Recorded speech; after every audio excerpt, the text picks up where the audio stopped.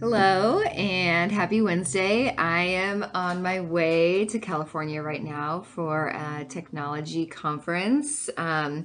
So, as you know, I'll be gone the next few days, but I'm excited to learn lots about technology to bring back to our class. Today, we're going to continue to talk about the fifth commandment, you shall not kill. And yesterday, we looked at some church issues connected to this, and I wanted to give you a few more examples of how this commandment can be seen to be upheld and how it's violated.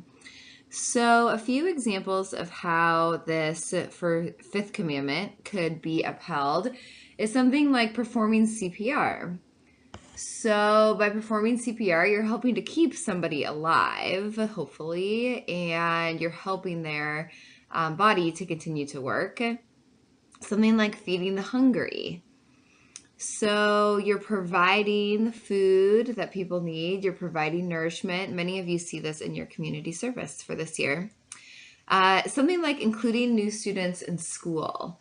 So, going out of your way to maybe invite somebody to sit with you at lunch or including somebody who's new to a sports team is a way that you can really uphold this commandment.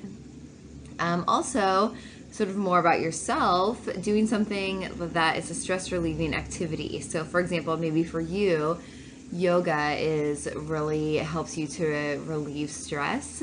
And so, by relieving stress, you are promoting life. So, you are not killing, you're not tearing something down, you're building something up. Some examples of how this fifth commandment can be violated include murder, clearly, capital punishment, as we looked at yesterday with the death penalty, but also something like gossiping. That you're really, when you're gossiping, you're tearing somebody down, you're bringing them down. And so that is an example of violating this fifth commandment. Again, an example connected to our own selves, something like getting only 2 hours of sleep each night during the week.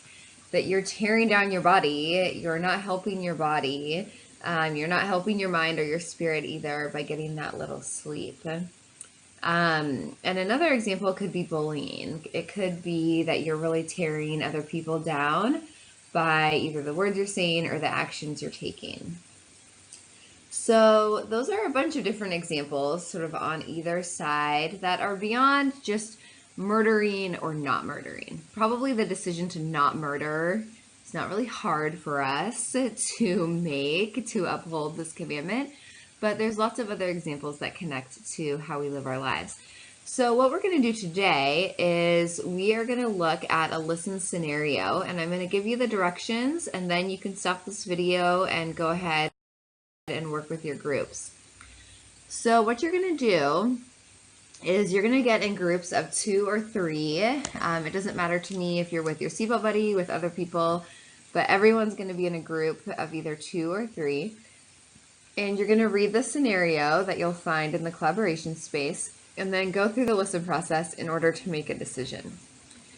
So we've done this many times. You know how to do it. You can look at the list of questions either in OneNote or on the handout that apply to each step of the process as you need to.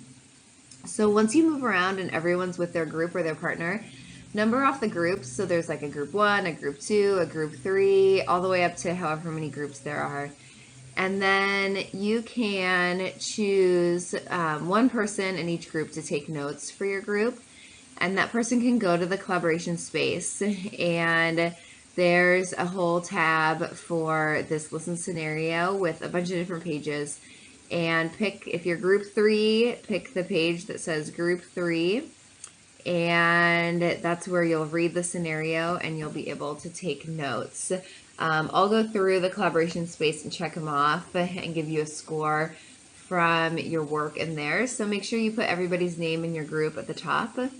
And if you finish early, feel free to discuss with other groups how you answered it and have fun. Thanks.